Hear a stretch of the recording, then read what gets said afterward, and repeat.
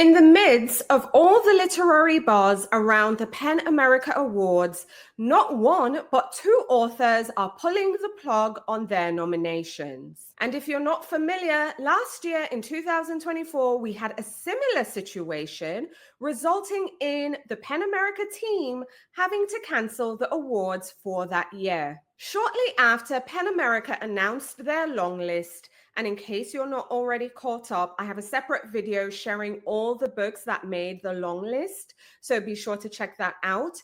But shortly after they announced all the books and the authors that have made their 2025 long list, two authors immediately withdrew their nominations. Now, Kaveh Akbar, the author of Martyr, whose book was initially part of the long list for the PEN Stein Book Award, has taken a clear stance and has declined his nomination. Akbar shared on social media that he's declining his nomination. In his post, he directed readers to the website for Writers Against the War on Gaza. Now, his decision clearly is a personal statement, but it's also more than that.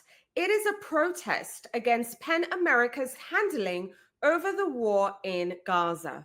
Also declining his nomination is Brandon Shimoda. Now, Brandon was nominated for his essay collection, The Afterlife is Letting Go.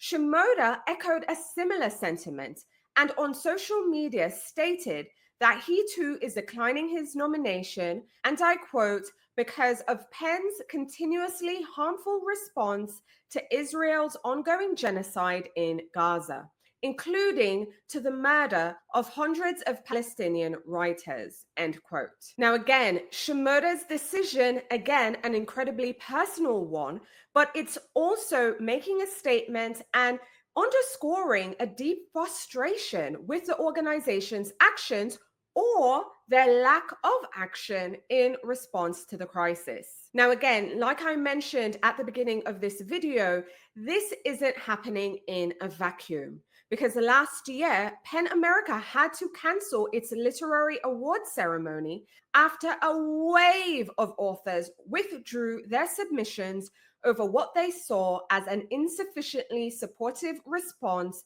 to the war in Gaza. Now, fast forward to this year, it is clear that the tension and the controversy is still simmering. Now, I know some of you might be wondering, well, I don't understand. What is this big deal? Well, here's the thing. Literature isn't just about stories. It actually is a powerful platform for protest, reflection, and of course, change. So by declining their nominations, both Akbar and Shimoda are making it clear that their voices, their work, and everything they do is not up for grabs when it comes to taking a stand on human rights and social justice. This is definitely a move that is bound to spark even more debate and force the literary community to reckon with the impact and the intersection of politics and art.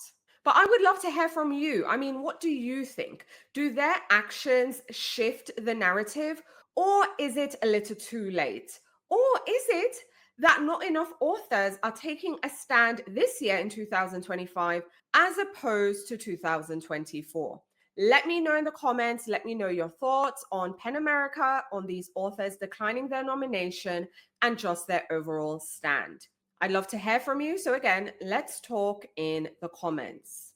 Now, if you haven't already, now's a great time to like the video, share the video, tell a friend to tell a friend about Biblio Lifestyle, but also subscribe and hit the notification bell so you're the first to know what's new when I go live and when new videos are uploaded.